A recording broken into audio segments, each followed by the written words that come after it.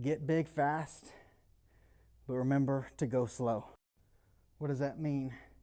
That means that going slow and intentionally engaging your muscles is the best way to get big fast. It's the exact opposite of what everybody else thinks. Everybody else thinks that this fast stuff is how to get big, when in reality, it's what's keeping you small. This particular person, Charles Poliquin, is a guy that he passed away a couple years ago, and he was on the forefront of a lot of ideas that I use. Now, I don't agree with everything that he taught. He's got some things that I disagree with, but it's kind of like everything else, right? You learn from the people that have some really good ideas, but you don't become a follower of anybody. One of the things that Poliquin mentions in this book, I wanted to read this because this is actually something that I wrote. I wrote something very similar to this before I got this book, and it reminded me of how much he and I think alike. And what he says is he says, the first thing you must understand to reach your ultimate goals is that lifting speed is extremely important.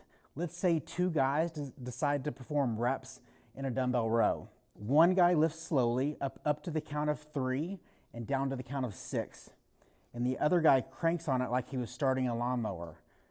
Doesn't it make sense that they would achieve different training effects? Charles Poliquin was on the forefront of time under tension, and he was on the forefront of rep tempos.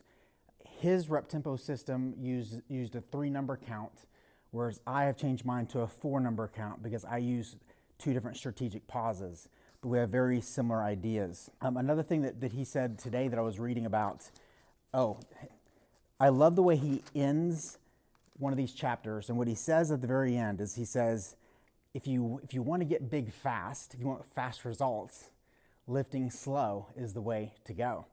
And I think that's so interesting as well, because that's so different than the mindset of our current fitness influencer, which is that just move the weight, bro mentality.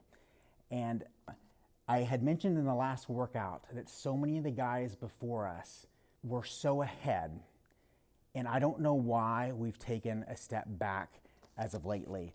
And I think it's due to the fitness influencer takeover, and that's been part of the reason why I decided to do what I'm doing.